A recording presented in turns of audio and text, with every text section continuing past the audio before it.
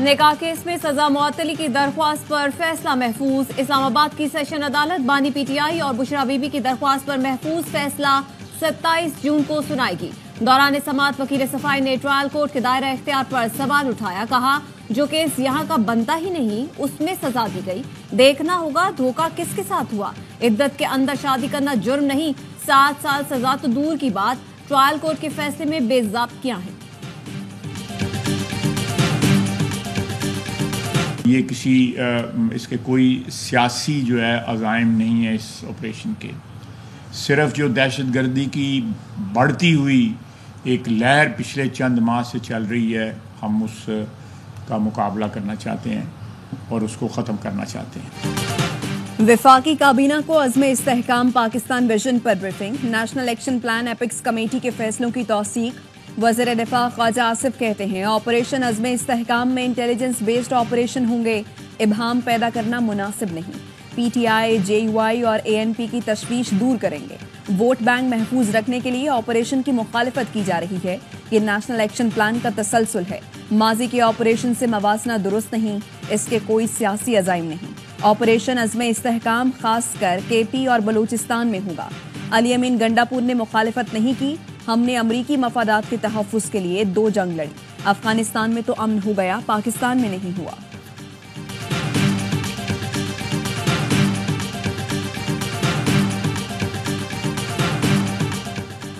मीज़ाक़ मईशत के बगैर मसाइल हल नहीं हो सकते। बजट के लिए अपोजिशन के साथ भी बैठना चाहिए था। इस पे इख्तलाफ और हमारी राय लेते तो सियासी तौर पर जीत होती, मुआशी हालात बेहतर होते। बिलावल भुट्टो जरदारी का कौमी असम्बली में इजहार ख्याल। कहा, इनडायरेक्ट टैक्स होगा तो बजट पास नहीं करेंगे। गुज़श्ता हुकूमत नैब, FIA और एंटी करप्शन को इस्तेमाल करती थी। ये हुकूमत वही तरीकाकार अपनाएगी तो नाकाम रहेगी। हमारे मंशूर में नैब को खत्म करना शामिल है। नैब सियासतदानों को बदनाम और पॉलिटिकल इंजीनियरिंग का इदारा है। नैब और मईशत साथ नहीं चल सकते। सब जानते हैं बाजवा डॉक्टराइन में कौन कौन निशाने पर था। हम सब एक हुए और सियासी कदम उठाया, फैसला किया सियासत को नुकसान हो लेकिन पाकिस्तान का दिफा करना है।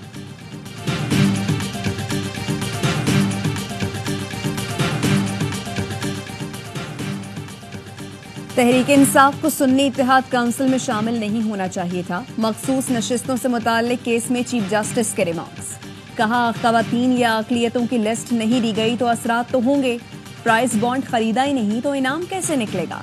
कानून वाज़ेह है, जो निकात अपीलों में उठे उन्हीं तक महदूद रहेंगे।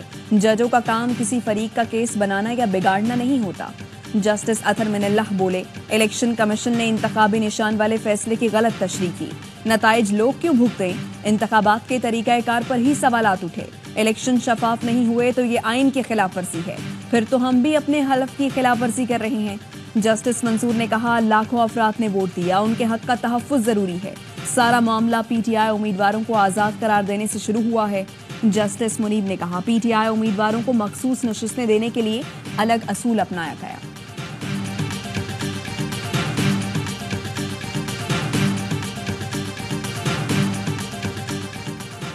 आप डिक्टेटर के अटॉर्नी जनरल रह चुके हैं, डिक्टेटर के मिनिस्टर भी बन जाएं, फिर उसूल की बात करें। मैंने मुशर्रफ दौर में वकालत छोड़ दी थी। चीफ जस्टिस का मखसूस नशिस्तों पर मुंतखब अरकान के वकील मखदूम अली खान से मुकालमा। कहा, तारीख की बात कर रहे हैं तो मुकम्मल करें। जस्टिस अता मिनल्लाह बोले, हम सब माजी की बात करते हैं, आज की क्यों नहीं। आइन की पासदारी नहीं हो रही। बतौर सुप्रीम कोर्ट आंखें बंद नहीं कर सकते। हम इंसानी हुकूक की खिलाफ वर्जियों पर जवाबदेह होंगे। लापता अफराद के केसेस हैं, बुनियादी हुकूक की पामालियां हैं। ये सब सियासी मुकदमात नहीं, इंसानी हुकूक का मामला है। हमें किसी दिन तो कहना होगा बस बहुत हो गया। सबसे अहम दरख्वास्त 8 फरवरी इलेक्शन में धांधली की है।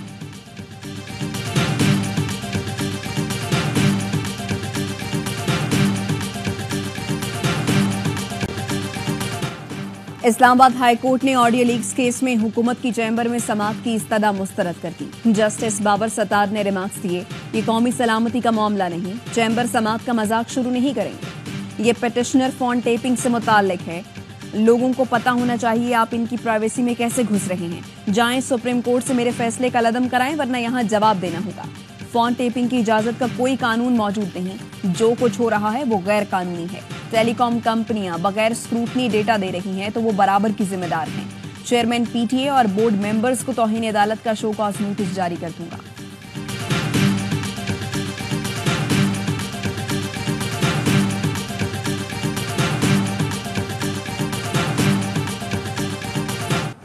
मुल्क के बेशतर शहरों में शदीद गर्मी की लहर।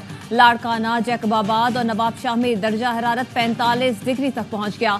सखर, डीजी खान और तुरबत में 44 डिग्री सेंटीग्रेड, फैसलाबाद, मुल्तान और जंग में 43, लाहौर में 41 सेंटीग्रेड रिकॉर्ड, पेशावर 42 और इस्लामाबाद में 39 डिग्री सेंटीग्रेड रिकॉर्ड किया गया। कराची का पारा 41, शिद्दत 48 सेंटीग्रेड तक महसूस की जा रही है।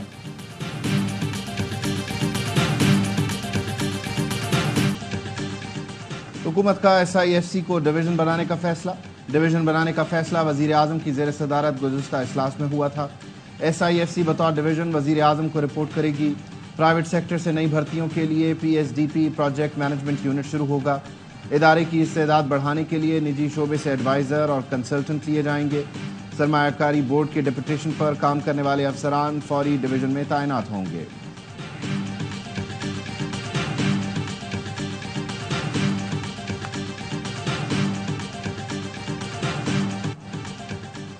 नवाज शरीफ से राना सनाउल्लाह और साद रफीक की मुलाकात। ज़राए का कहना है वफाकी हुकूमत ने पार्टी का कंट्रोल मौसर करने और मरकज़ में अहम तकर्रियों पर गौर किया गया। मुलाकात में PTI की सियासी और गैर सियासी सरगर्मियों का जायजा लिया गया। बजट मंजूरी के बाद जारियाना हिकमत अमली अपनाने का इम्कान।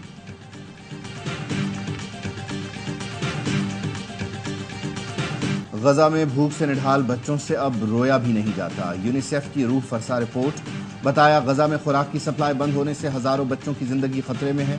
हालत इतनी कमजोर हो चुकी कि रोने की सकत न हंसने की हिम्मत है। इसराइली बमबारी से 17,000 बच्चे शहीद हो चुके हैं।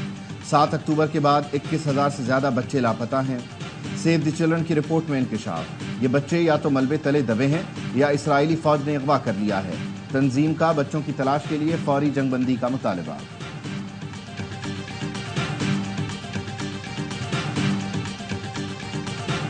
Fortunately, we were almost close to wiping out polio from the face of Pakistan. Unfortunately, people crossing the border, some of them carried this virus, and we have to deal with this problem.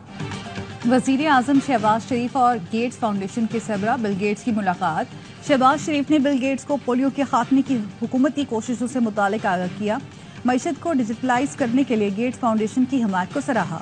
वज़ीर आज़म ने कहा सिनफी फ़र्क ख़त्म करना, सेहत सहूलतों तक रसाई और ग़िज़ाई तहफ़्फ़ुज़ पाकिस्तान और गेट्स फाउंडेशन के अहम अहदाफ़ हैं। बिल गेट्स की पोलियो के खात्मे के लिए कौमी टास्क फोर्स के इजलास में शिरकत। कहा सिर्फ पोलियो नहीं, सेहत के दीगर शोबों में काम करने के लिए पुरअज़्म है। पाकिस्तान में डिजिटलाइजेशन का मंसूबा हमारी तरजीह है। वज़ीर आज़म ने कहा पाकिस्तान में पोलियो के खात्मे के करीब थे, लेकिन फिर कुछ केस सामने आ गए। सरहद पार से पोलियो वायरस की आमद एक मसला है जिसको हल करना नागुज़ीर है। पोलियो के मुकम्मल खात्मे तक कौमी सतह पर कोशिशों की ज़ाती निगरानी करूंगा।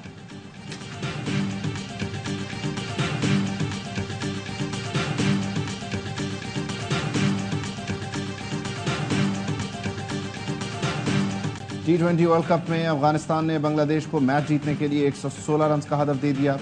बांग्लादेश के खिलाफ अफगानिस्तान की फतह अफगान टीम को सेमीफाइनल में और ऑस्ट्रेलिया को वर्ल्ड कप से बाहर कर देगी। बांग्लादेश के पास भी आगे जाने का बेहतरीन मौका। 13 ओवर्स में हदफ पूरा कर लिया तो सेमीफाइनल में जगह पक्की।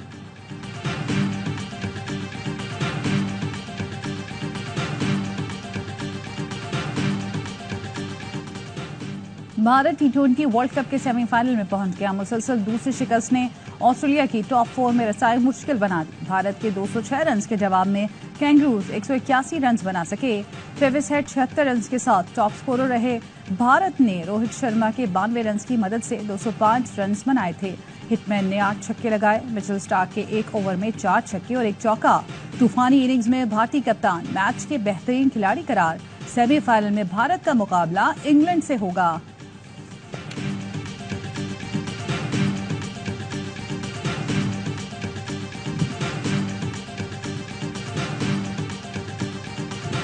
विराट कोहली की जगह आज रोहित ने अपना काम, रोहित शर्मा ने कमाल कर दिया। विराट कोहली की इंडिया की टीम इतनी बड़ी है। हार्दिक पांड्या का कैच निकला है ना इनिशियल मैच पे, वो उस वक्त 6-7 स्कोर पे था। उसके बाद उसने 27 रन का लिया। आप देखिए वही रन की वजह से हारे हैं। वर्ल्ड कप का बढ़ा है जोश, क्रिकेट का हर लम्हा पुरजोश। स्टार क्रिकेटर्स का दबंग तजिया। बासित अली ने कहा कोहली की जगह रोहित ने अपना काम कर दिया। अमरीकी खिलाड़ी अली खान ने जो बातें की वो प्लांटेड थीं क्योंकि पाकिस्तान ने उन्हें चांस नहीं दिया। कामरान अकमल बोले पांड्या का कैच ड्रॉप करना ऑस्ट्रेलिया को महंगा पड़ा। रोहित ने ऑस्ट्रेलिया के बॉलर्स को कंफ्यूज कर दिया। एक बल्लेबाज रन नहीं कर पा रहा तो दूसरे ने बना लिए। यही टीम वर्क होता है जिसका पाकिस्तानी टीम में फुकदान है। अदाकार एजाज असलम बने मेहमान। कहा अफगानिस्तान ने ऑस्ट्रेलिया को शिकस्त दी, उनका मोराल बुलंद है। मुस्तफ़ा चौधरी ने रूप धारा। ड्रामा राइटर खलील रहमान कमर का आदि ने भी खूब हंसाया।